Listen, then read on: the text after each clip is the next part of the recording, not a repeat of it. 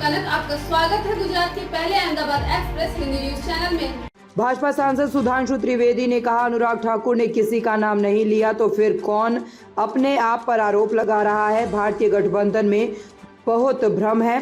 अखिलेश यादव हमसे पूछते हैं कि हम किसी की जाति कैसे पूछ सकते हैं, तो वे कहते हैं कि वे पूरे देश की जाति पूछना चाहते हैं। उन्हें स्पष्ट करना चाहिए कि वे पूछना चाहते हैं या नहीं। वे हिमाचल, तेलंगाना, कर्नाटक, पंजाब या पश्चिम बंगाल जैसे जहां सत्ता में है वहां इसे क्यों नहीं करवा रहे हैं। कर्नाटक में ये पहले ही हो चुका है, वे डेटा क्यों नहीं जारी कर रहे हैं।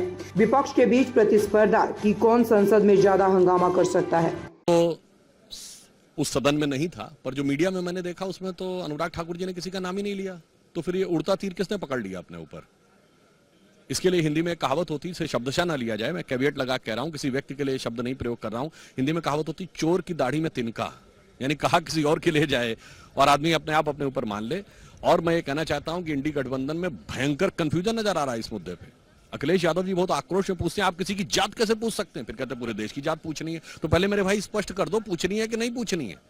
और राहुल गांधी जी कहते हैं हम जनगणना करा के रहेंगे। दूसरी तरफ कहते थे बिहार में जो कास्ट सर्वे हुआ था, जनगणना नहीं, वो तो हमने कराया, तेजस्वी यादव जी से बयान दिलवा दें कि कांग्रेस ने कहने किया। और फिर आपकी जहां सत्ता है वहां क्यों नहीं करवाने, करवाइए हिमाचल में, करवाइए तेलंगाना में।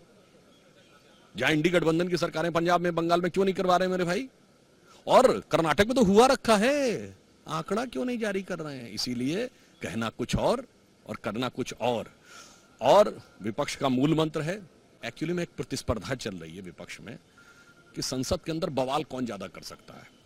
तो इसलिए इनके लिए एक लाइन लागू होती है कि कोई सूरत बदलना मेरा मकसद नहीं है, मेरा मकसद है कि हर कदम पे हंगामा होना चाहिए और मेरा हंगामा मेरे इंडी गठबंधन के साथी से ज्यादा होना चाहिए।